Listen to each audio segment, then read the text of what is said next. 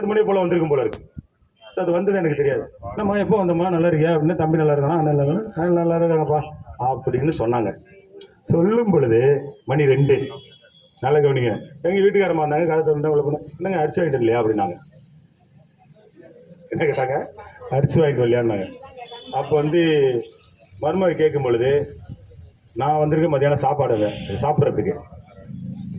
காலையில் இட்லி அரிசி வாங்கிட்டு வர சொன்ன அதே மனைவி இப்போதும் இட்லி அரிசி வாங்கிட்டு வந்தீங்களான்னு கேட்டிருந்தாங்கன்னு தொந்தரவு வந்திருக்காரு. ஷார்ட்டா ரைஸ் வாங்கிட்டு வந்தீங்க, அரிசி வாங்கிட்டு வந்தீங்களா, முடிஞ்சு போச்சு கதை. எஸ். அப்போ நம்ம தான் அரிசி கேட்குறாளா? அப்போ என்ன சமைக்கலையா? இப்போ நமக்கு சோறு கிடையாதா? இதுக்கு தான் நான் இங்கே வந்தேனா? நான் இத்தனை காணி வச்சுட்டு காணிக்காரி நான் இங்கே வந்துருக்கணுமா அப்படின்னு சொல்லிட்டு, சரி வாமா சாப்பிட்லான்னு. எனக்கு பசிக்கலப்பா, வழக்கமா நம்மால்ப்பா வாங்க. இல்லைப்பா காலையில் சாப்பிட்டது ஒரு மப்படிக்குதுப்பா அப்படின்ட்டாங்க. முடிஞ்சு போச்சு கதை. நான் அப்படியே கம்பல் பண்ணி, இல்லை நீ சாப்பிட. நான் தான் என்னை ட்ரெயின் ஏற்றி விட்டு நீ சாப்பிடணும், இந்த சும்மா பாட்டு போகலான்னு வந்து அண்ணன் எதாவது வேலை வெட்டி கிடக்குன்னு நான் கிளம்புறேன்னு சொல்லி நான் சாப்பிட்றதுக்கு முன்னாடியே என்னை கிளப்புது. சரின்ட்டு கொண்டு போய் ட்ரெயின் ஏற்றி விட்டா கிளம்பி போயிடுச்சு. ஊருக்கு போய் அடுத்த அரை மணி நேரத்தில் எங்கள் அண்ணன் குட்டி அண்ணையோட 4 மூட்டை ரைஸோட இங்கே இருந்தார். ஏன்னா போனேன், என்னண்ணே இப்போ 3 மாதத்துக்கு முன்னாடி தானே ரைஸ் அரிக்க போட்டேன், அதுக்குள்ளே இதுக்கு அரிசி அப்படின்னு கேட்டேன். ஏன்னா அரிசி இல்லைன்னா சொல்ல மாட்டியா அவரு? நான் என்ன அரிசின்னு சொன்னேன். அது அங்கே ஆடு பிச்சு எடுக்குது, நான் வீட்டில் இருக்க முடியல, முதல்ல ஏற்றி விட்டு அரிசியை போட்டு. அண்ணே இட்லி அரிசி இல்லைன்னு சொல்லி இந்த புள்ள வாங்கிட்டு வர சொன்னிச்சு. மத்தியானம் கேட்கும்போது அரிசி வாங்கிட்டு வந்தான்னு கேட்டுச்சு. இது சாப்பிடாமலே அந்த வேலை பார்த்துருச்சு அங்கே அப்படின்னு. அன்னையிலேருந்து இன்னும் எங்கள் அம்மா என் வீட்டுக்கு வந்ததில்லை. எப்போ நான் வரும்பொழுது என் பொண்டாட்டியும் உன் மருமவை கேட்டுருச்சோ. ஆனால் மருமகளும் அம்மா எப்படி இருப்பாங்க தெரியுமா? இங்கேருந்து ஊருக்கு போனோங்கன்னு வச்சுக்க, அப்படியே கட்டி பிடிச்சிவாங்க எங்கள் அம்மா. ஆமாம், எங்கள் அம்மா கட்டி பிடிச்சிவாங்க. அப்படியே கட்டி பிடிச்சி தான் வீட்டுக்குள்ளே போவாங்க. இன்னமும் அப்படி தான். ஆனால் எவ்வளோ கூப்பிட்டு பார்த்தேன், இல்லையா வேணே நீ பாரியா அந்த ரீசனை சொல்ல மாட்டாங்க. இல்லைன்னு தான் சொல்கிறாங்க. அப்படி இருக்கு. அந்த மாதிரியான ஒரு இருக்கு. அந்த புரிதல்கள் நமக்குள்ளே இருக்கணும். இல்லைன்னா இந்த மாதிரி தான் இருக்கும். அந்த பாசங்கள் இல்லாமல் இல்லை, இன்னும் இந்த ஊரில் இருக்கு, மக்கள்கிட்ட இருக்கு. அதுக்கான தான் வயதானவர்கள் இருக்கிறீங்க இல்லையா? சொல்லிக் கொடுக்கலாம் இல்லையா? பேர பிள்ளைகள்லாம் கதையெல்லாம் சொல்றீங்களா இல்லையா? சரி, கதையெல்லாம் சொல்றீங்களா இல்லையா பேர பிள்ளைகளுக்கு? ஒரு ஊர்ல ஒரு ராஜா இருந்தாராம். அந்த ராஜாவுக்கு ஒரு ராணிமா இருந்தாங்களாம். சொன்னீங்களா இல்லையா? பேர பிள்ளை இருந்தா தான் சொல்லுவீங்க. சொல்றீங்களா? யார் சொல்ற சொல்லுங்க. அதான் போன் வந்துருச்சே சார்.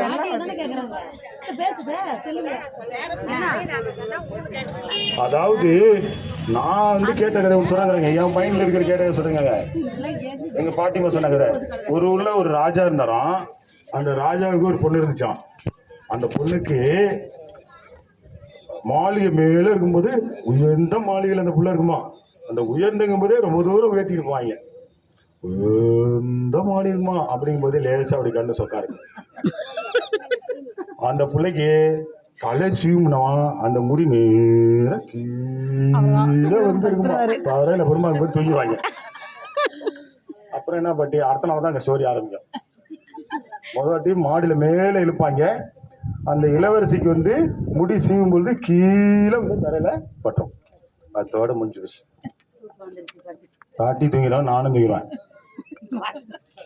அடுத்த ஸ்டோரி தெரிஞ்சாதானே நான் சொல்றதுக்கு. அப்புறம் அடுத்த நாள் திருப்பி கேட்டோம்னா அந்த பொண்ணு பக்கத்து நாட்டு இளவரசர் கூட்டிட்டு போயிட்டாராம். கடத்திட்டு போயிட்டாரு. கடத்திட்டு போகும்போது இந்த நாட்டு இளவரசருக்கு தெரியணுங்கிறதுக்காக, இன்னைக்கு தூங்க வைக்கிது பாரு பாட்டி எப்படின்னு தெரியணுங்கிறதுக்காக,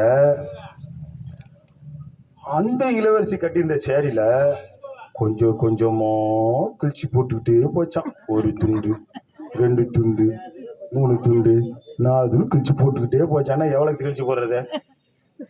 தூங்கிடுவேன். 2ஆவது நாள் சரி, 2ஆவது நாள் அந்த இளவரசர் வந்தார்ல, அந்த முடி சொன்னால அது எடுத்து சுத்தினாராம்.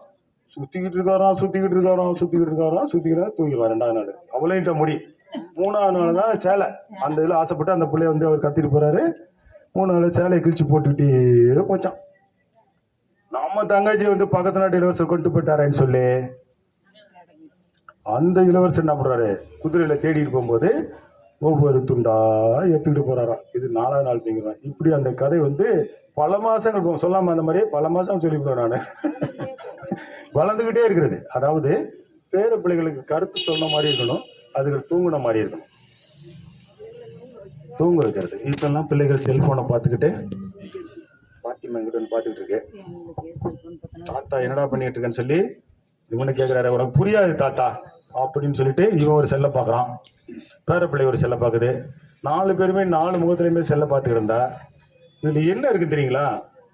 இப்போ நான் பேசுகிறேன்ல, கடன்னு பேசிக்கிட்டே இருக்கேன்ல, இது போன்ற ஒரு பேச்சுவாக்கு பிள்ளைகளுக்கு வராது. நிறைய பேசினா தானே பேச வரும். பொழுதுனைக்கு செல்போனே தானே பார்த்துக்கிட்டு இருக்கிறான், எப்படி உனக்கு பேச வரும்? நிறைய பேசணும், பக்கத்தில் இருக்கவங்களோட பேசணும். நான் இன்னைக்கு வந்து ஐயாட்ட சொன்னேன்னா, இப்போ ஐயாவை நானும் போய் அவ்வளோ தூரம் போகிறேன்னு வச்சுங்களேன், மினிமம் 2 பாயிண்ட் தான் சொல்லுவார் ஐயா. எங்கள் காலத்தில் தம்பி அப்படின்னு ஆரம்பிப்பார். சொல்லுங்கள், உங்கள் காலத்தில் நீங்கள் சின்ன பையனாக தானே இருந்தீங்க அப்படின்னா, ஆமாம் நான்லாம் சின்ன பையனாக இருக்கும் பொழுது அப்படின்னு இவர் கதையை ஆரம்பிப்பாங்க. இவங்க 4 பாயிண்ட் சொல்லுவாங்க. ஆனால் உங்கள் காலத்தில் பாருங்கள், செல்ஃபோன்லாம் வந்துருச்சு. எங்கள் காலத்துலலாம் செல்ஃபோனே கிடையாது. புறா காலில் கட்டி விடலாட்டி ஒரு ஆளுகிட்ட சொல்லி விடணும், அவன் போவான், நடந்தே போகணும் அப்படின்ற கதையை ஆரம்பிப்பார். இப்போ நடந்த போகிறோம். ஃபஸ்ட்டு வந்து நாங்கள் இருக்கும்போது ட்ரங்க் கால் இருந்துச்சு, புக் பண்ணி பேசுகிறது. அப்புறம் ஃபோனில் வந்து ட்ரை பண்ணி பேசிடலாம். அதுக்கப்புறம் பட்டன் ஃபோன் வந்துச்சு, அந்த பட்டன் சின்ன பெட்டியாக கொடுத்தாங்க. இப்போ வந்து இந்த மாதிரி வச்சுட்டாங்க. இப்போ நேஷ்னல் லெவலில் இன்டர்நேஷ்னலில் உலகம் ஃபுல்லாக நம்ம கைக்குள்ளே வர்ற மாதிரி எல்லா தகவலும் நம்ம கைக்குள்ளே வந்துருச்சு. எல்லாமே எண்ணிக்கிட்டு இருக்கும்போது நான் ஏன் தாத்தா கிட்ட பேசணும், நான் ஏன் பாட்டிக்கிட்ட பேசணும் அப்படின்னு இந்த செல்ஃபோனை நம்பிக்கிட்டே நான் இருக்கிறேன். அவங்க ஒரு செல்ஃபோனை நம்பிட்டு இருக்காங்க. 2 பேருமே அதை பார்த்துக்கிட்டே இருந்தா ஒருத்தருக்கு ஒருத்தர் எப்படி பரிமாறிக்க முடியும்? உங்களுக்கு தெரிஞ்ச தகவல் அவங்களுக்கு தெரியாது, அவங்களுக்கு தெரிஞ்ச தகவல் உங்களுக்கு தெரியாது. எல்லா தகவலுமே நமக்கு தெரியணும் அப்படின்னா ஒருத்தர் பேசிக்கிட்டு போனாதான் தெரியும். இல்லாட்டினா பக்கத்து வீட்டுக்காரன் யாருன்னு தெரியாம படும். அப்படி தான் வளர்ந்துக்கிட்டு இருக்கோம். இப்போ இந்த ஊரில் வந்து அந்த கடைசியில் இருக்கிறது யாருன்னு தெரியுமே தெரியாது. கிராமங்களில் வந்து எல்லாத்துக்குமே தெரியும், நடுத்தெரு, அடுத்த தெரு, அவங்க பேர், அப்பன் பேர், தாத்தா பேர், பாட்டன் பேர், கடைசி பையன், நேற்று போன வாரத்தில் பேர் வச்ச குழந்தை வரைக்கும் தெரியும். ஆனால் பட்டணத்தில் அப்படி கிடையாது. எதிர்த்த வீட்டில் ஒரு குடி வந்திருக்காரு, ஒரு வாரமாக வந்து, ஏன்னா நம்ம ஊர்ல எல்லாம் வெளியில் தண்டி பூட்டு போட்டிருப்பான். என்ன 2 நாளாக பூட்டு கிடக்கு, எங்கே போயிட்டான், ஏன் செல்லம்மா உனக்கு தெரியுமா அப்படின்னு ஆரம்பிக்க. இல்லைக்கா எது இளவு சொல்லி போச்சு, இந்த பாட்டி மக ஏதோ உடம்பு முடியலன்னு சொல்லி போச்சு, இது வரைக்கும் காணாமா அப்படிம்பாங்க. ஆக ஆனால் இப்போ டவுனில் இருக்க வீட்டிலலாம் பார்த்தீங்கன்னா பூட்டு கிடையாது. வெளியில் எப்படி சாத்தினாங்களோ அதே மாதிரி தான் சாத்தியிருக்கு.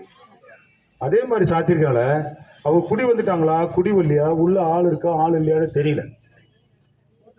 ஆகவே அந்த அளவுக்கு வந்து நவீனமாகி போச்சு. ஃபுல்லாக இருக்கும்.